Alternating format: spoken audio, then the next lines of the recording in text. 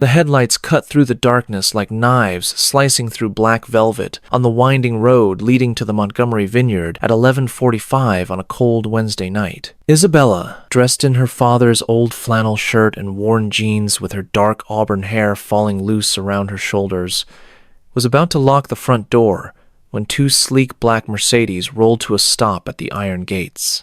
Her blood ran cold. Her hand instinctively reached for the shotgun mounted above the fireplace, the one her grandfather had left her, the one she had never fired, but kept loaded just in case. No one came here at this hour. No one except Vincent Morellis people. 3 years ago, her father had made a terrible mistake. He had borrowed $200,000 from the wrong people to save the vineyard from bankruptcy. He died of a heart attack 6 months later, leaving Isabella alone with the land, the grapes, and a debt that grew larger with every passing month. That debt now belonged to Vincent Morelli, a loan shark with a reputation for making people disappear when they couldn't pay. Isabella had grown accustomed to fear. She tasted it every morning when she woke up and every night when she tried to sleep. But tonight something felt different. The air itself seemed charged with electricity.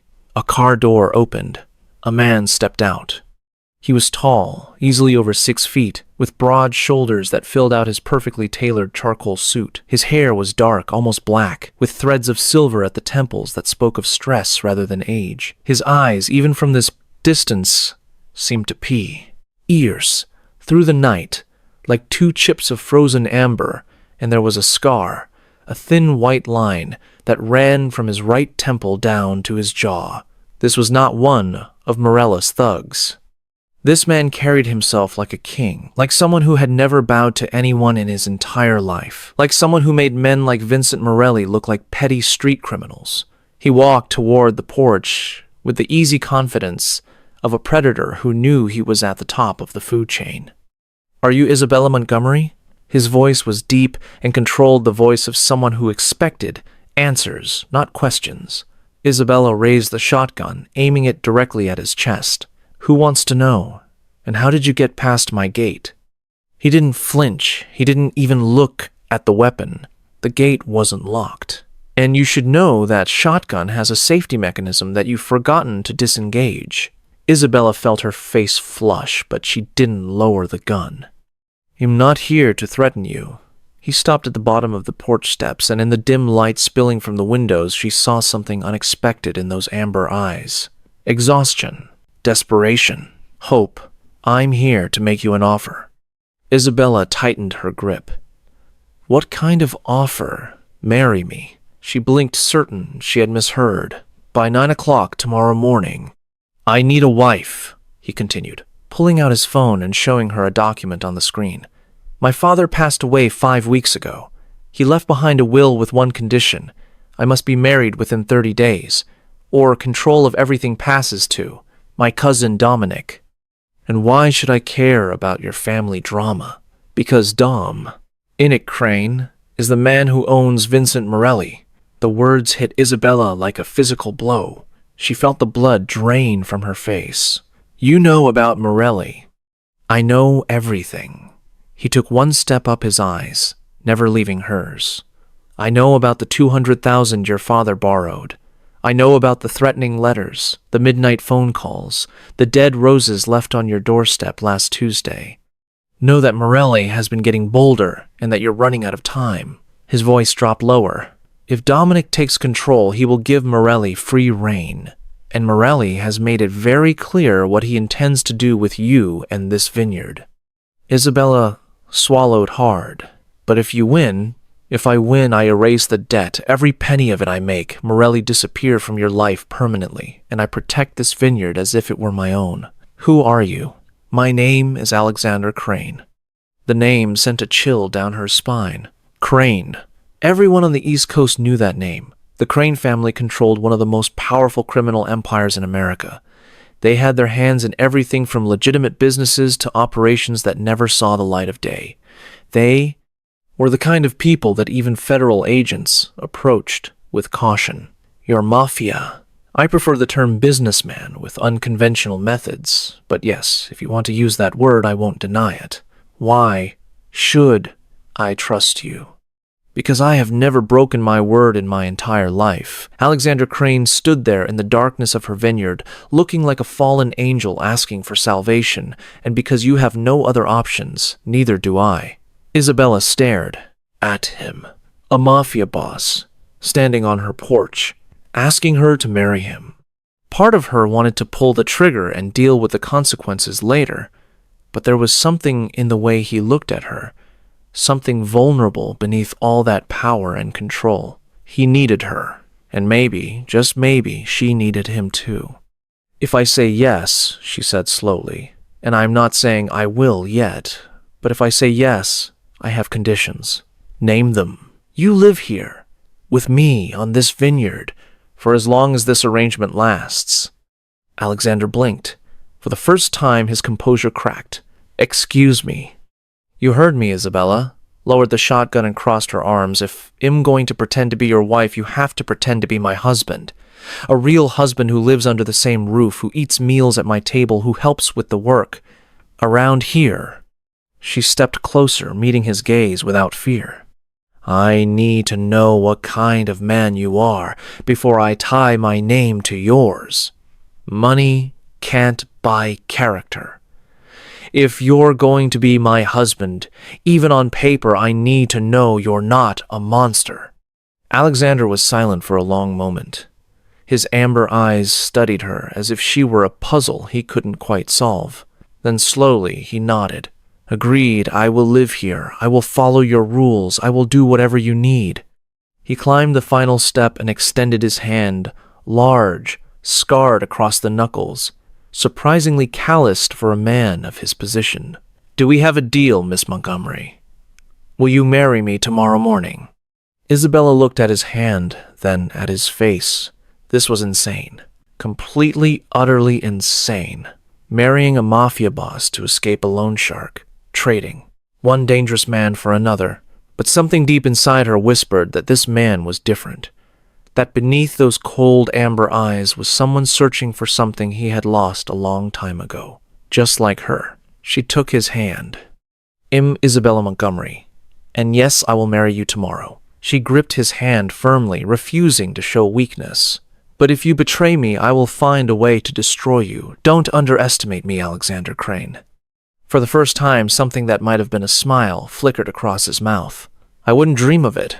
Relief washed over his features, so intense that Isabella almost felt sorry for him. Almost.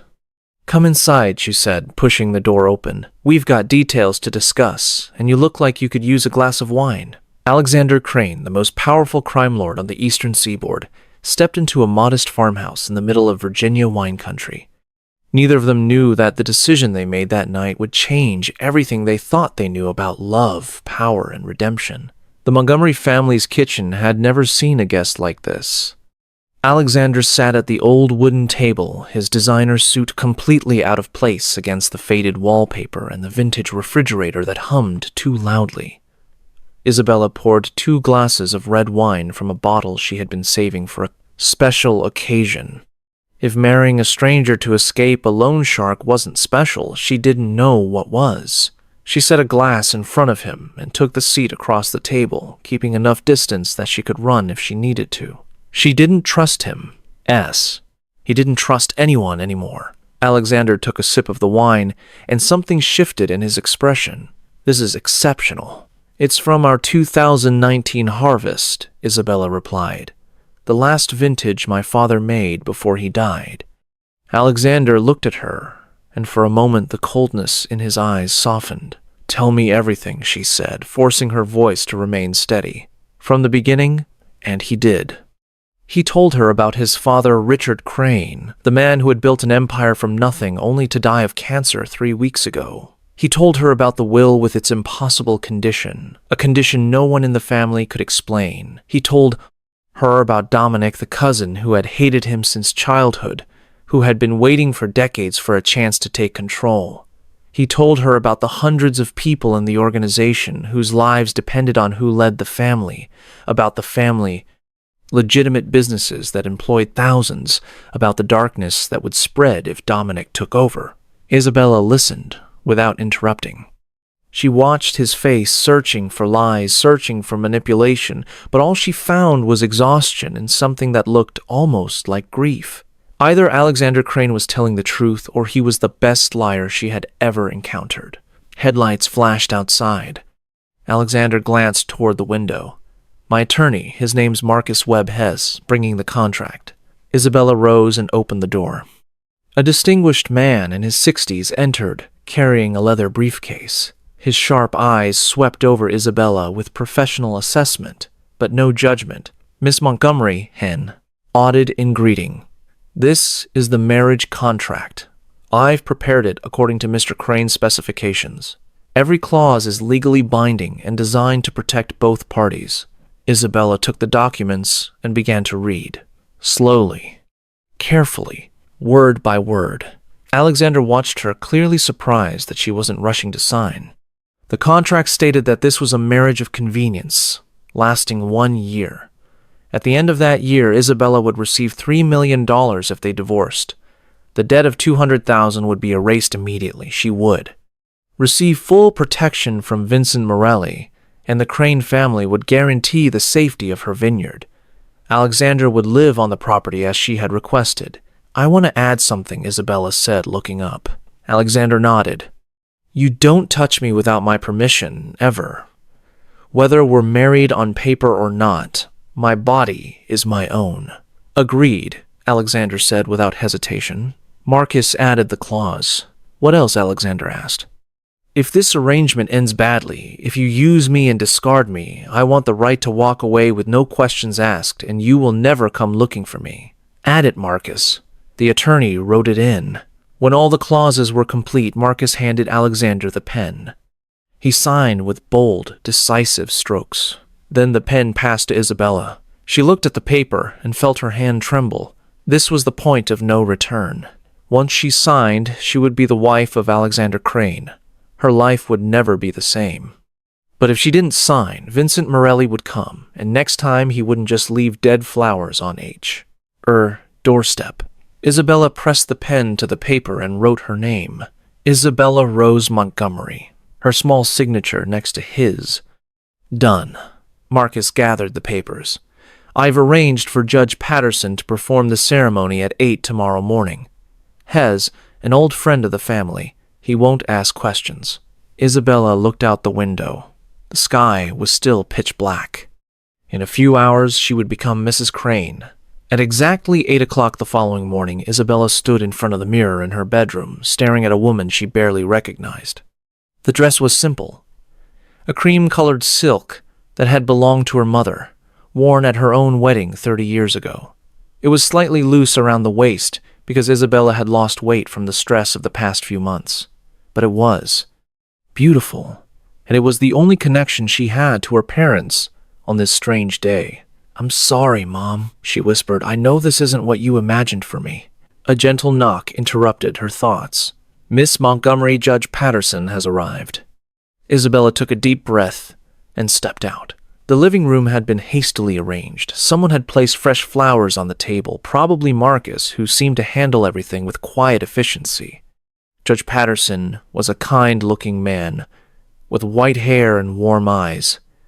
He watched Isabella enter with curiosity, but no judgment. Alexander stood by the fireplace. He had changed into a different suit, dark navy with a silver tie. When he saw Isabella in the wedding dress, something flickered across his face. Surprise, maybe even admiration. Isabella moved to stand beside him, her heart pounding so hard she was sure everyone could hear it. Judge Patterson opened his book. "We are gathered here this morning to witness the union of Alexander Michael Crane and Isabella Rose Montgomery." Isabella almost laughed at the absurdity of it. A union. This wasn't a union. This was a business transaction. A desperate deal between two people with no other options. Alexander Crane, Judge Patterson continued. "Do you take Isabella Montgomery to be your lawfully wedded wife, to have and to hold from this day forward?" "I do," Alexander said, and his voice was steady, certain. "Isabella Rose Montgomery, Do you take Alexander Crane to be your lawfully wedded husband, to have and to hold from this day forward? Isabella swallowed. She looked at Alexander, then at the judge. I do. Alexander reached into his pocket and pulled out a ring. It wasn't the flashy diamond she might have expected. It was simple, elegant. A band of white gold with a single sapphire, the exact color of the midnight sky. It was my mother's, he said quietly, as he slid it onto her finger. She passed away when I was young. This is all I have left of her. Isabella stared at the ring, then at him. She hadn't expected him to use something so personal for a fake marriage. By the power vested in me, Judge Patterson smiled. I now pronounce you husband and wife. You may kiss the bride. Alexander looked at Isabella, silently, asking permission. She gave the smallest nod. He leaned in and pressed a soft kiss to her lips. It lasted only a second, a brief touch, nothing more. But in that moment, something sparked between them, something neither them expected. Isabella stepped back quickly, avoiding his eyes. Congratulations, Judge Patterson said. You are now legally married. Isabella Montgomery was now Isabella Crane, and outside the window the sun was just beginning to rise.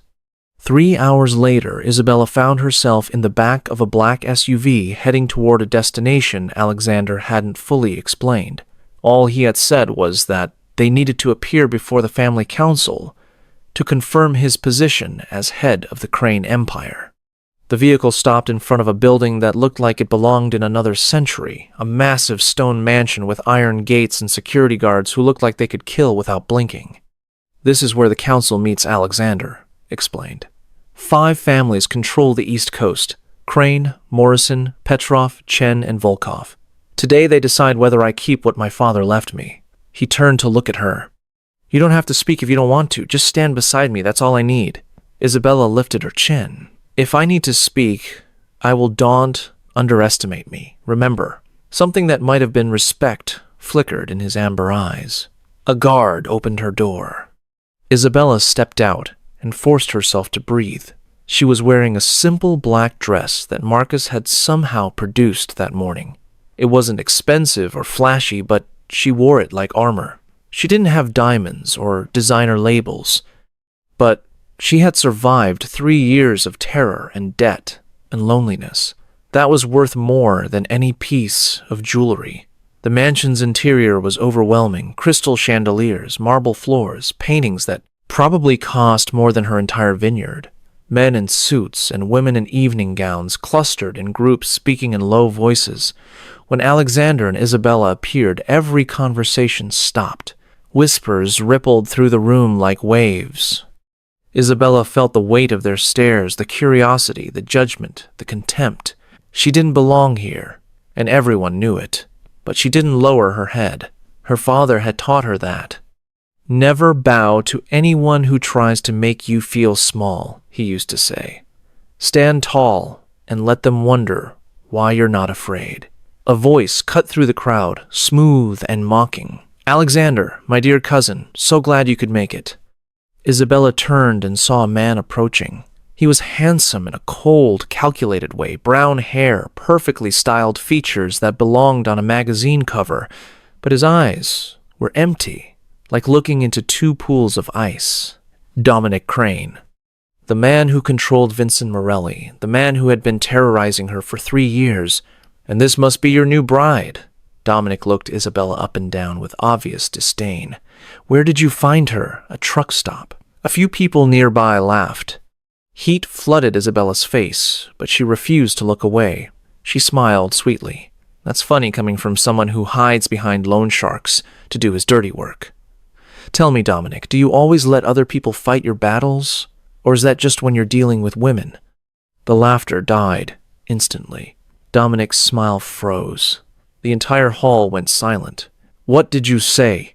He hissed, stepping closer. Alexander moved between them, his voice dropping to something dangerous. She told the truth. He locked eyes with Dominic. And if you speak to my wife like that again, I will make you regret it in ways you can't imagine.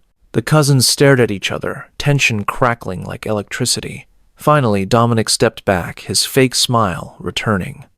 Well, see what the council thinks about your little mail-order bride. He walked away, but not before shooting Isabella a look of pure hatred. This isn't over, country girl. Isabella watched him go, her heart pounding, but she didn't feel afraid. For the first time in 3 years, someone had stood between her and danger. The feeling was strange, and strangely wonderful. The council chamber was a massive room dominated by a long black table, surrounded by high-backed chairs. Isabella sat beside Alexander, trying to keep her hands from shaking as she felt dozens of eyes examining her. The representatives of the 5 families were already seated. Mr. Morrison, a silver-haired man with the look of a retired general. Mrs. Petrov, the only woman in a position of power, whose face revealed nothing. Mr. Chen, quiet and watchful. And Volkov, a massive man with cold eyes, who Alexander had warned was Dominic's closest ally. Dominic sat across from them, beside his mother, a sharp-featured woman named Victoria, whose hatred for Alexander was written in every line of her face. Mr. Morrison spoke first. We are here to confirm Alexander Crane as the rightful head of the Crane family according to Richard's will. He has met the condition of marriage within the required time. Dominic stood immediately. I object. This marriage is a fraud. Silence fell over the room. Alexander tensed beside Isabella, but she placed her hand on his arm, stopping him from speaking. She rose to her feet. The room went quiet. You want to know who I am? She said, her voice steady. I will tell you, I am Isabella Montgomery. My family has owned a vineyard in Virginia for 4 generations. My father died 3 years ago and left me with debt, a debt that ended up in the first hands of a loan shark named Vincent Morelli. She looked directly at Dominic. A loan shark who works for your cousin. Dominic's jaw tightened. I have spent 3 years being terrorized, threatened, stalked. I have lived with fear every single day of my life. And then Alexander Crane appeared and offered me a way out. She turned to face the council. Yes, this marriage was arranged. Yes, it happened quickly. But let me ask you something. How many marriages in this room began with pure love? How many were arrangements of power and money and convenience? No one answered. Isabella continued. Alexander Crane could have chosen anyone. Women with money, power, connections. But he came to my vineyard at midnight and asked for my help. Not because I had anything to offer, but because he needed someone who wouldn't betray him. She met the eyes of each council member. I don't have wealth, I don't have influence. The only thing I have is my word, and when I give my word, I keep it. That's what I bring to this marriage. Loyalty, that can't be bought. She sat down, her heart thundering. Alexander looked at her with an expression she couldn't read. Mr. Morrison nodded slowly. We will vote. The Morrison family votes for Alexander Crane. The Petrov family, Mrs. Petrov, said her voice cold and final, votes for Alexander Crane. The Chen family, Mr. Chen nodded, votes for Alexander Crane. The Volkov family. Volkov looked at Dominic for a long moment. Votes for Dominic Crane. 4-1, Mr. Morrison declared. Alexander Crane is confirmed as head of the Crane family. Dominic shot to his feet, his face twisted with rage. This isn't over, he snarled, looking at Isabella. Your country wife won't protect you forever. Then he stormed out Victoria, following close behind. In the car on the way back, Alexander was quiet for a long time. You surprised me, he finally said. Isabella looked out the window. I told the truth. I know, his voice was softer than before. That's what surprised me. They looked at each other for a brief moment, and something shifted in the air between them, something neither of them was ready to acknowledge. That afternoon, Alexander officially moved into the Montgomery vineyard. Isabella watched from the porch as 2 men carried in a single leather suitcase and a garment bag. She had expected trucks full of expensive belongings, but it seemed that the most powerful crime lord on the East Coast traveled light. Marcus arranged for 2 security guards to set up in the guest cottage at the edge of the property, far enough to give them privacy, close enough to respond if something happened. Isabella didn't like it, but she understood. "The living room couch," Isabella said when Alexander stepped inside. "It pulls out into a bed. Blankets are in the closet." Alexander looked around at the modest furnishings, the worn carpet, the family photos cove. "Ring every wall." "Thank you," he said, setting down his bag. Awkward silence filled the space between them. They were married now, legally bound, but they were still strangers. "Dinner is at 7, Isabella said, needing to escape. "I have work to do in the vineyard." She left him standing alone in her living room.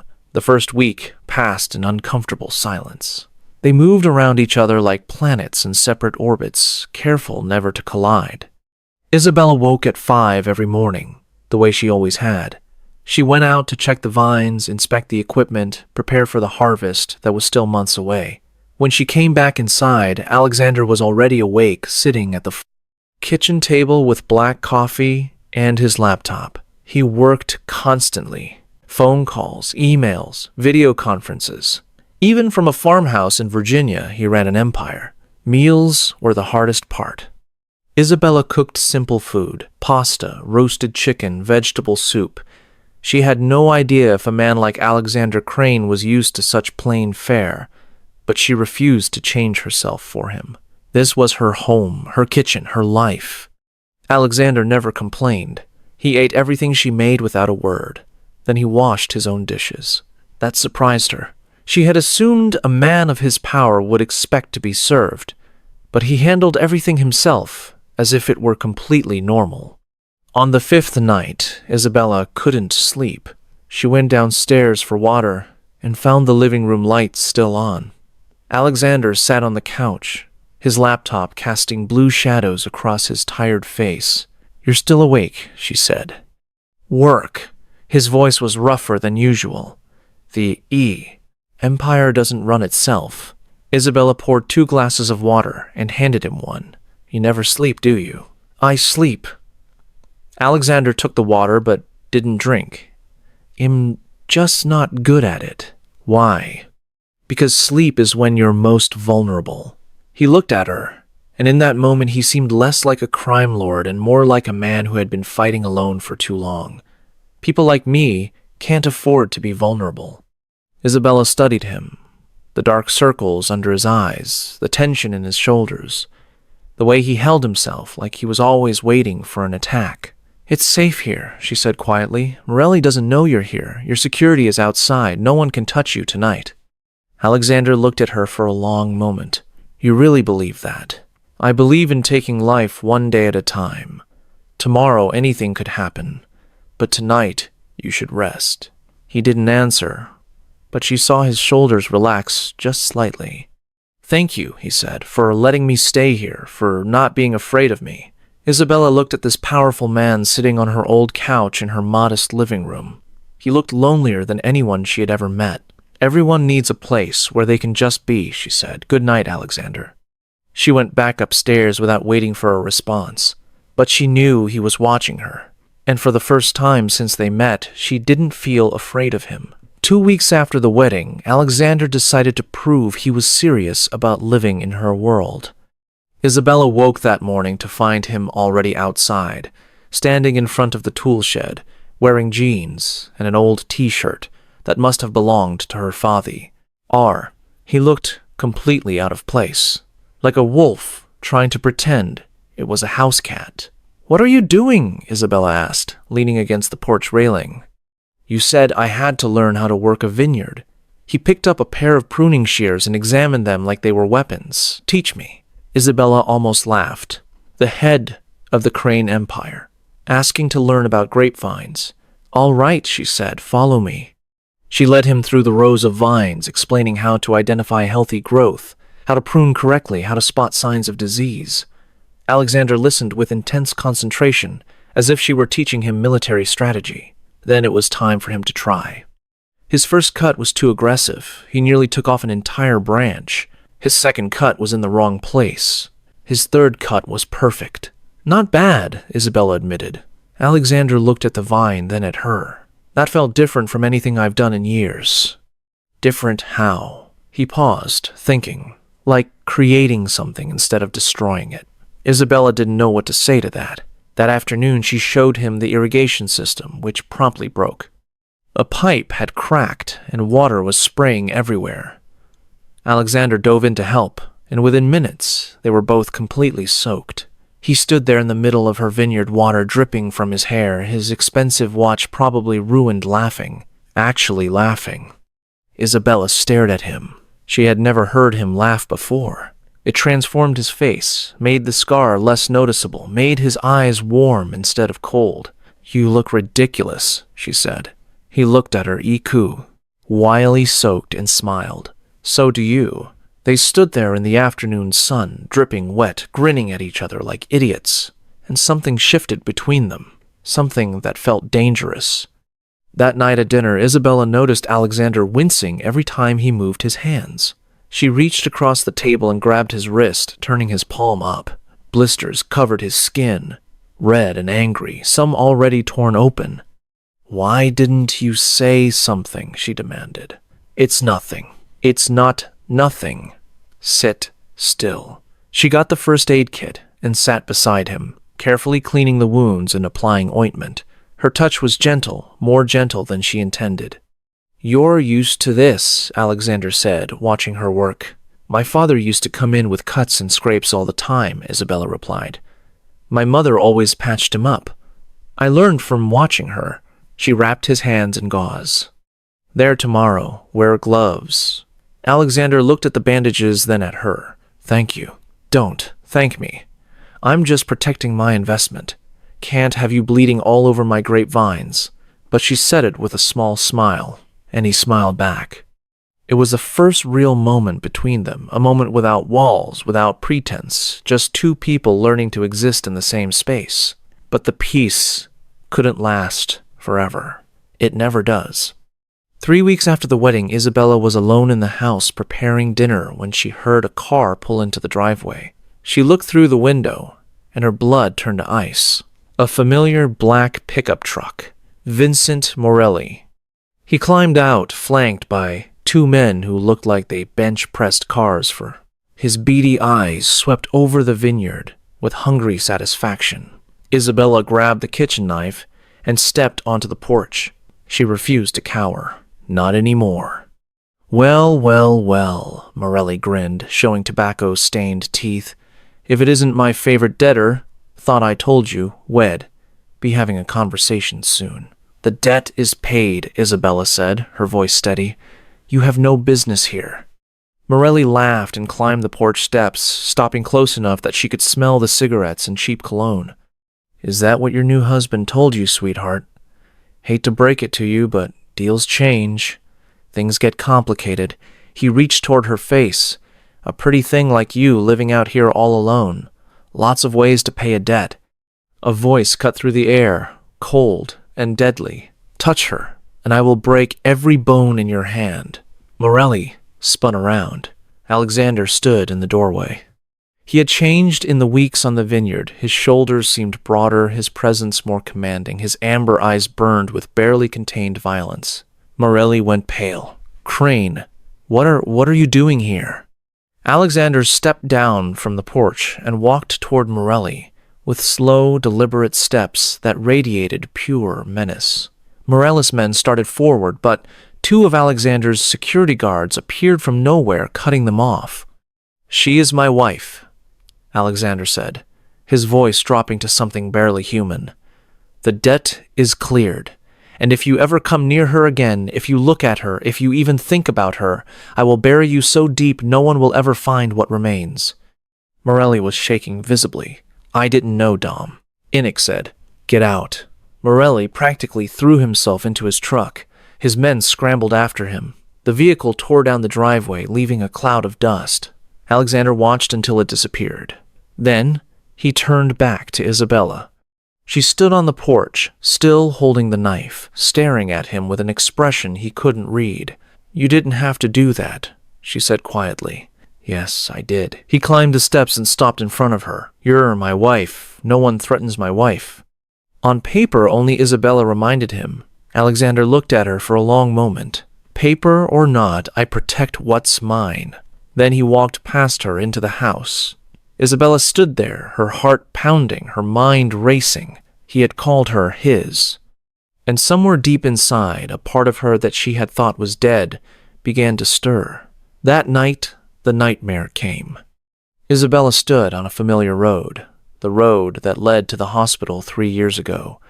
She could see her father in the ambulance, could see the paramedics working frantically, could hear someone saying, "We are losing him." She tried to run, tried to reach him, but her legs wouldn't move. She watched helpless as the machines flatlined. She woke with a scream caught in her throat, tears soaking her pillow. She hadn't had this dream in months. She thought she had moved past it. A knock at her door. "Isabella, it's Alexander. Are you all right?" She tried to steady her breathing, tried to pretend she was fine. But the sob escaped before she could stop it. "Can I come in?" His voice was soft, worried. She should say no. She should maintain the walls between them. Yes. The door opened. Alexander stood, ept, in wearing a simple t-shirt and sleep pants. His hair was disheveled. He looked almost human. He didn't turn on the light. He just sat in the chair beside her bed and waited. "Tell me," he said. It wasn't a command, it was an invitation. And Isabella, who had kept everything inside for 3 years, who had cried alone more nights than she could count, who had no one to lean on since her father died, began to talk. She told him about that night 3 years ago when her father collapsed in the vineyard. She told him about the ambulance ride, about the hospital, about the doctors saying there was nothing they could do. She told him about sitting beside his bed holding his hand, feeling the exact moment when he left. "I never got to say goodbye," she whispered. "I never got to tell him I loved him. I never got to thank him for everything he taught me." Tears streamed down her face. He was all I had, and he was just gone. Alexander was quiet for a long time. Then he spoke, his voice softer than she had ever heard it. "My mother died when I was 10. Isabella looked up at him. In the darkness, she could barely see his face, but she could hear the pain in his words. "She was sick for a long time, but my father never told me how bad it was. He said she was getting better. He said not to worry." Alexander stared at the window, his eyes distant. "The last day she was alive, she called me to her room. She wanted to talk. But I was playing with my friends. I told her I would come later. I told her tomorrow." His voice cracked. "There was no tomorrow. She died that night. I never found out what she wanted to say to me. I never got to tell her I loved her. I never got to say goodbye." Isabella reached out and took his hand. "I'm sorry." "No one knows that story," Alexander said, turning to look at her. "You're the first person I've ever told." They sat in silence, holding hands, sharing a grief that needed no more words. Two broken people finding recognition in the last place they expected. "Your father knew," Alexander said quietly. "He knew you loved him. You didn't have to say it for him to know." Isabella felt fresh tears rise, but this time they didn't hurt as much. "Thank you," she whispered. Alexander nodded and started to stand, but Isabella tightened her grip on his hand.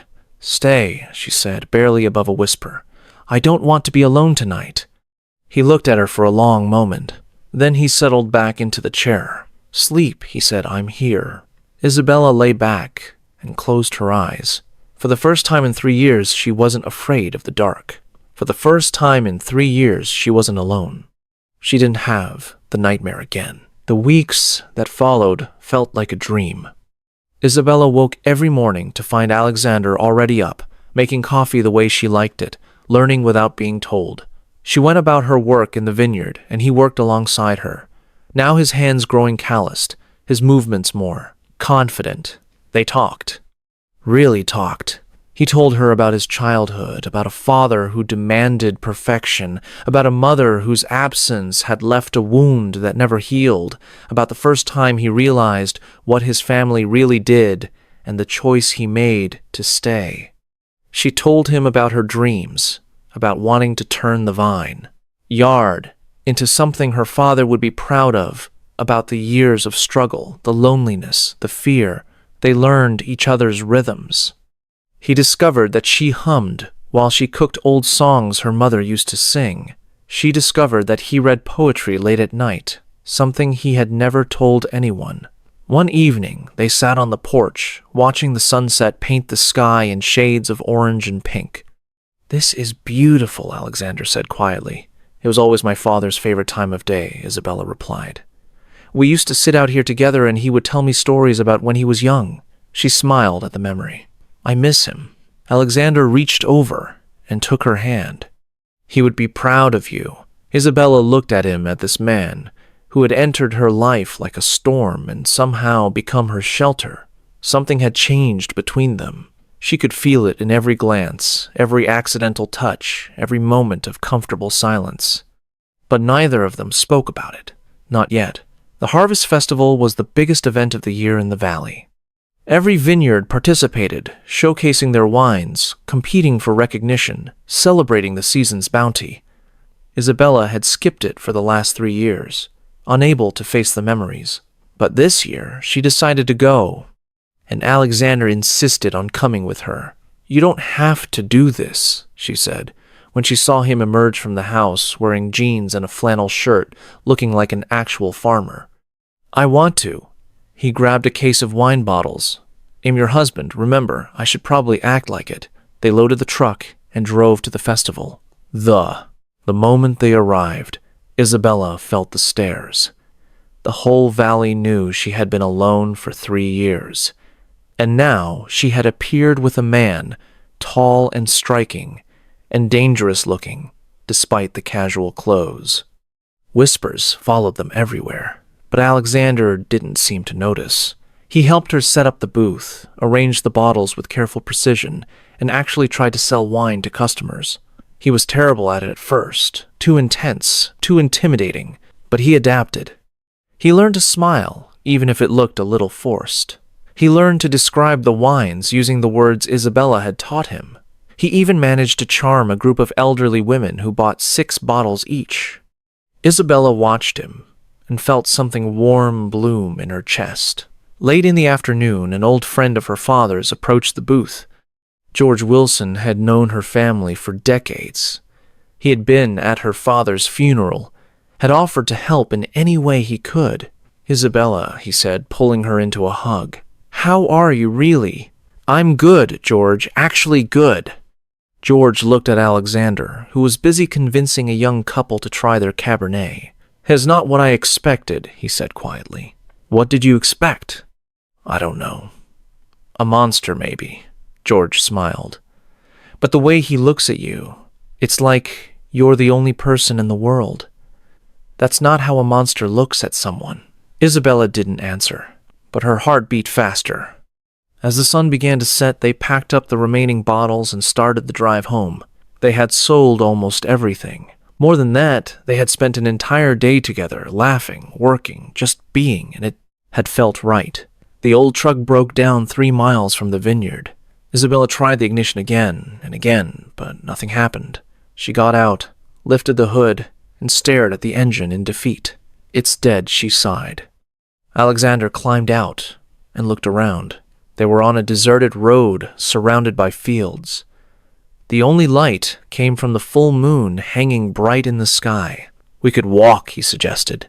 "It's not that far." Isabella looked down at her shoes, then shrugged. Why not? They started walking side by side down the moonlit road. The night was quiet, nothing but crickets and the soft crunch of their footsteps. The fields around them glowed silver in the moonlight. "It's beautiful," Isabella whispered, looking up at the stars. "You never see skies like this in the city." "No, you don't," Alexander agreed. "Too much light pollution." They walked in comfortable silence for a while. Then Alexander spoke. "I never thought I would find peace anywhere, but here with you I feel something I've never felt before." Isabella turned to look at him. His amber eyes in the moonlight weren't cold anymore. They were warm, filled with something that made her breath catch. She stopped walking. He stopped too. For a moment they just stood there looking at each other. Then Alexander reached out and gently brushed a strand of hair from her face. "Isabella," he said her name, like a prayer. She looked up at him, her heart pounding, and he kissed her. Not like the brief kiss at their wedding. This was real, slow and tender and full of everything they had been holding back. Isabella closed her eyes and kissed him back. She forgot about the broken truck, forgot about the walk ahead, forgot about everything except the warmth of his mouth and the strength of his arms around her. When they finally pulled apart, they were both breathing hard. Alexander rested his forehead against hers. "I don't know what this is," he whispered, "but I don't want it to end." Isabella took his hand. "Then let's not let it." They walked the rest of the way home hand in hand, not speaking but not needing to. When they reached the house, Alexander didn't go to the couch. Isabella led him upstairs. That night, everything changed. But happiness in Alexander Crane's world was always temporary. 1 week after that moonlit kiss, Dominic Crane made his move. Alexander had gone into the city for a meeting he couldn't postpone. He hadn't wanted to leave. Isabella could see it in his eyes. But some things even a crime lord couldn't avoid. He promised to be back before dark, kissed her goodbye, and drove away with Marcus. Isabella spent the morning in the vineyard, losing herself in the familiar work, trying not to think about how much she missed him already. She didn't hear the car pull up. She didn't realize she wasn't alone until a shadow fell across her. "Hello, Isabella." She spun around. Dominic Crane stood among her grapevines, wearing an expensive suit and that cold, empty smile. Her blood ran cold. "What do you want?" "Just a conversation." He walked toward her casually like they were old friends. Finally, a chance to talk without my cousin hovering. Isabella took a step back. "Say what you came to say." Dominic tilted his head, studying her. I underestimate. D.U.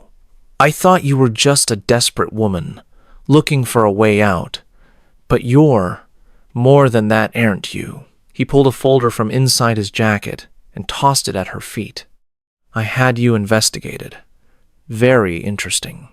Reading Isabella Montgomery, 28, orphaned, drowning in debt, living alone on a failing vineyard. And then suddenly Alexander appears and marries you within 24 hours. Isabella's heart hammered, but she kept her face neutral. "What's your point?" "My point is, I have proof this marriage is a sham. The contract, the payments, everything. Alexander bought himself a wife to meet the conditions of the will. That's fraud." "Then take it to the council," Isabella said. "Why come here?" Dominic stepped closer, his cold eyes drilling into hers. "Because I want to understand. You could leave, take the money and disappear, but you're still here, still living with a man more dangerous than anyone you've ever known." He stopped inches away from her. "Do you actually care about him?" "Yes," Isabella said without hesitation.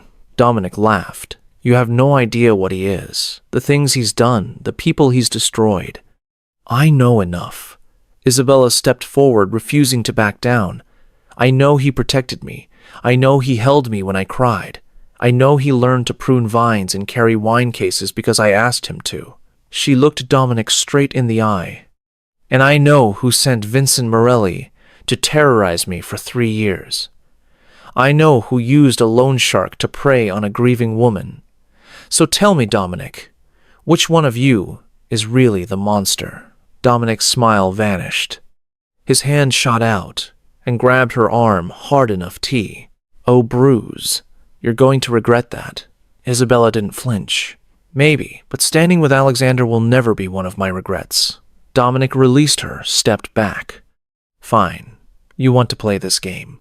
We will play I'm calling an emergency council meeting. I will prove your marriage is fake. Alexander will lose everything, and you will be back where you started with no one to protect you." He turned to leave. "Oh, and Isabella, lock your doors better. This is a dangerous world." He drove away, leaving Isabella standing among the vines, her arm throbbing, her heart racing. She knew Dominic wasn't bluffing. The real war had just begun.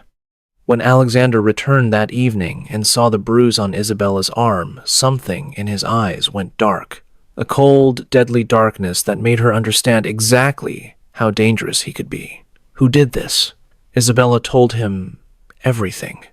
She watched his jaw clench, watched his hands curl into fists, watched the careful control he maintained start to crack. "I am going to kill him," Alexander said, his voice barely above a whisper. "No," Isabella grabbed his hand. "You are not. Listen to me." She told him her plan. They would face Dominic at the council. They would fight this, her way, with the truth.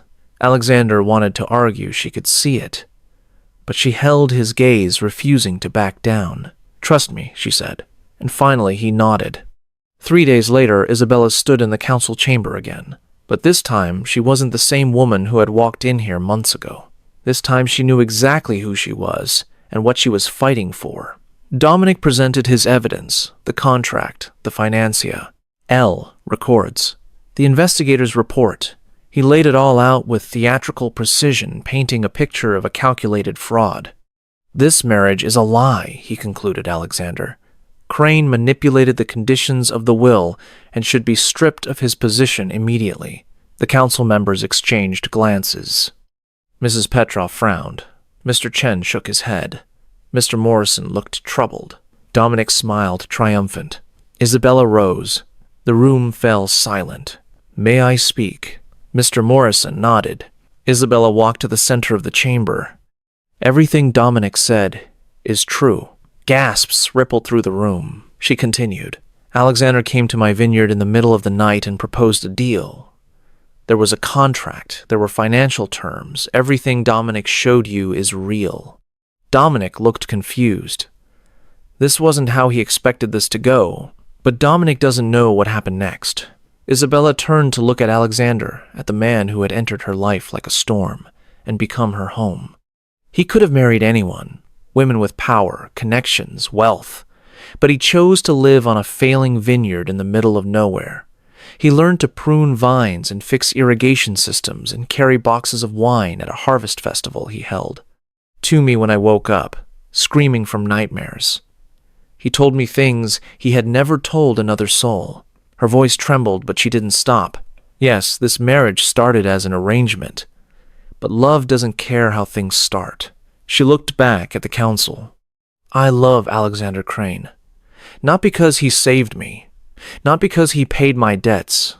I love him because he's the best man I've ever known, because he sees me, really sees me in a way no one ever has, because when I'm with him I feel like I finally found where I belong." She pressed her hand to her heart.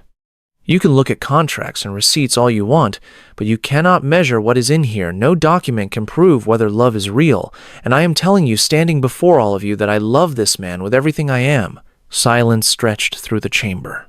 Dominic stood frozen, his face pale. Then Mr. Morrison spoke. "We will vote. The Morrison family votes for Alexander Crane. The Petrov family votes for Alexander Crane. The Chen family votes for Alexander Crane. The Volkov family." Volkov hesitated, looking at Dominic. "Votes for Dominic Crane. 4-1, Mr. Morrison declared. Alexander Crane remains head of the Crane family." Dominic stared at Isabella with pure hatred. This isn't over. Then he stormed out. In the car, Alexander took Isabella's hand and lifted it to his lips. "You said you love me." Isabella looked at him. "I meant every word." He was quiet for a moment. "I love you too, Isabella. I think I have since that first night when you pointed an unloaded shotgun at me and demanded to know who I was." She laughed, even as tears pricked her eyes. He pulled her close and kissed her, and Isabella knew that whatever came next, they would face it together. But Dominic wasn't finished. A week later, Isabella drove to the cemetery to visit her father's grave. She needed to talk to him, needed to tell him about Alexander, about how her life had changed, about how she had finally found happiness.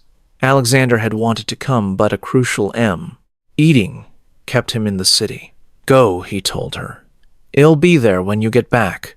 She went, alone. She should have been more careful. She should have noticed the car following her. She should have realized the danger. But she was lost in thought, standing at her father's headstone, telling him everything, when a hand clamped over her mouth and something sharp pricked her neck. The world went black. She woke in a cold, dark basement. Her hands were tied behind her back, her ankles were chained to a pipe, her head throbbed, and her mouth tasted of chemicals. Where was she? The door opened. Dominic walked in looking perfectly composed as always. "Ah, good, you're awake. He dragged a chair over and sat facing her. I was starting to worry. "What do you want?" Dominic smiled. "I want Alexander to choose you or the empire. I have spent my entire life watching him get everything that should have been mine, the power, the respect, our family's legacy, and now I am going to take it all away." Isabella met his eyes. "He will never choose the empire over me." Dominic laughed. "That's adorable that you believe that Nathan Crane is a monster, just like me, just like our whole family. We don't know how to love, we only know how to take. You're wrong." Dominic stood and paced the basement. "Am I? I have known him his entire life. You've known him for a few months. Nathan is pretending to be something he is not, and when he has to choose between a woman and power, he will choose power. They always do." Isabella leaned forward as much as her restraints allowed. "And what about you, Dominic? Has anyone ever loved you, or have you spent your Ole life so focused on what you thought you deserved that you never let anyone close enough to try?" His smile vanished. "Maybe that's why you hate Alexander so much. Not because he has the power, but because he found something you never could. Someone who loves him for who he is, not what he controls." Dominic slapped her. She fell sideways, her cheek burning, her ears ringing. But she didn't cry. She pushed herself back up and looked at him without flinching. "You can hit me all you want. You can kill me. It won't change anything. It won't make you happy. It won't fill the emptiness inside you." Dominic stared at her, his face twisted with rage. Then he turned and stormed out, slamming the door behind him. Isabella sat alone in the dark, her cheek throbbing, her hands bound. But she wasn't afraid. Alexander would come. She knew it like she knew her own name. And whatever happened, she would never bow to Dominic Crane. Alexander got the call 20 minutes after Isabella should have returned. She never made it back from the cemetery. Something in him cracked.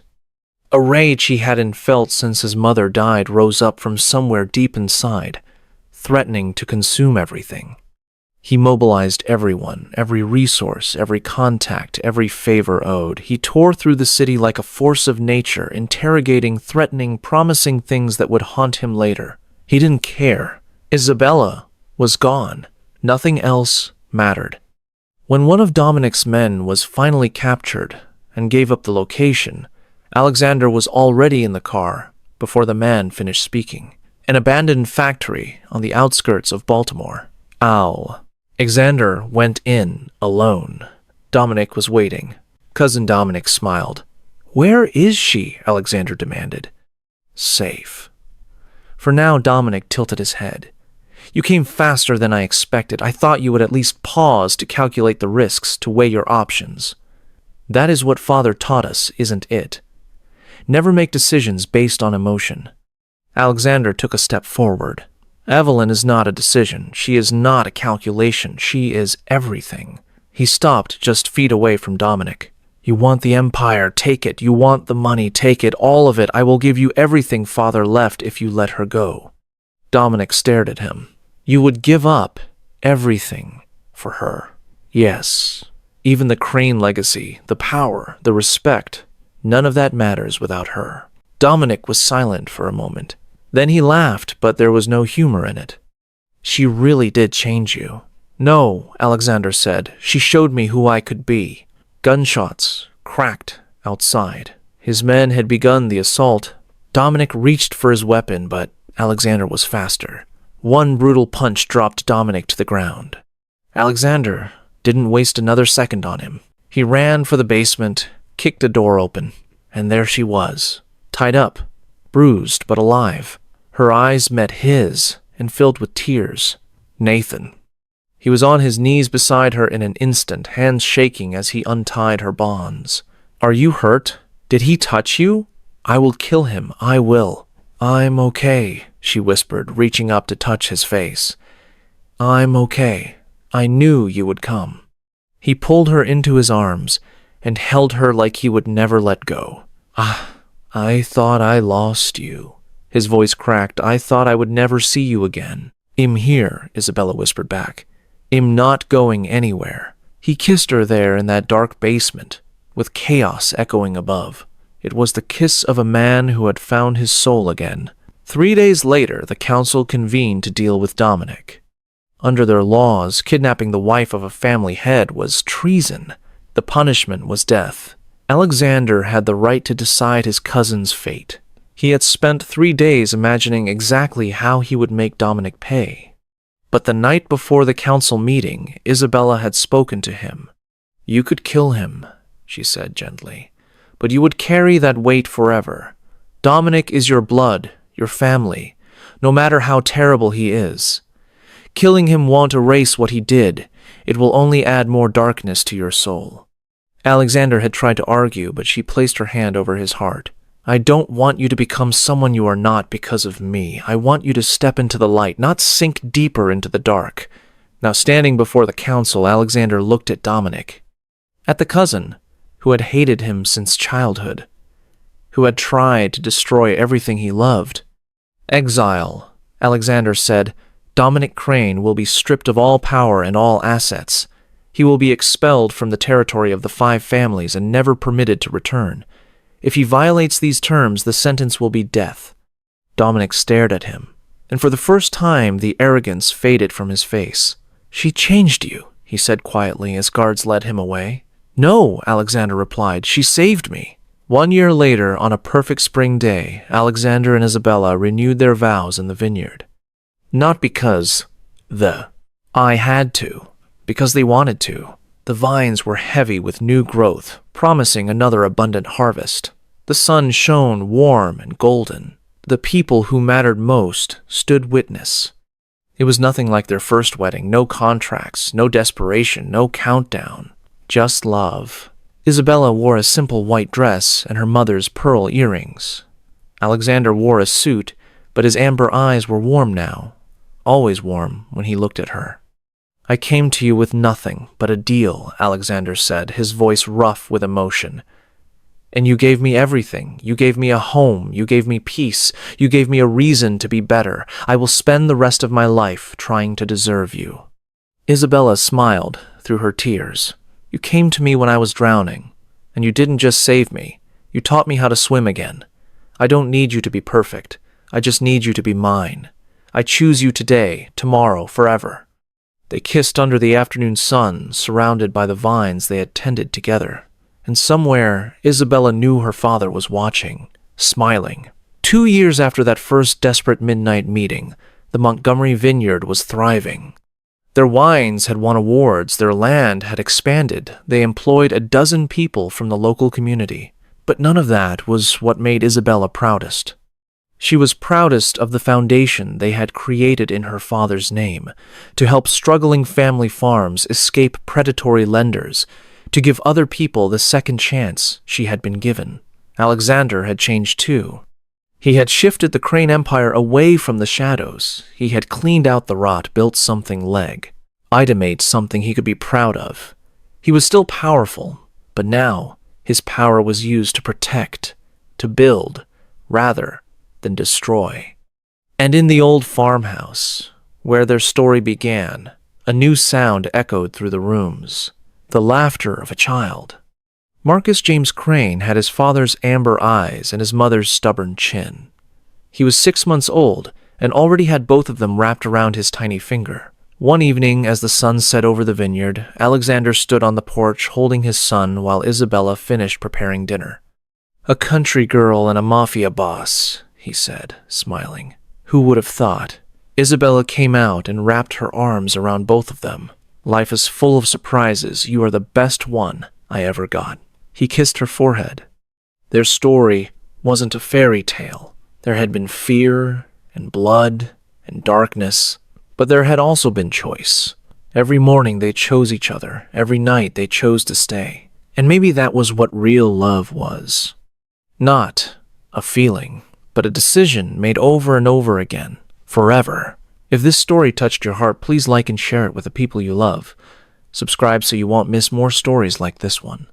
What did you think of Alexander and Isabella's journey? Did it remind you of anything in your own life? Share your thoughts in the comments below. Thank you for listening. Until next time.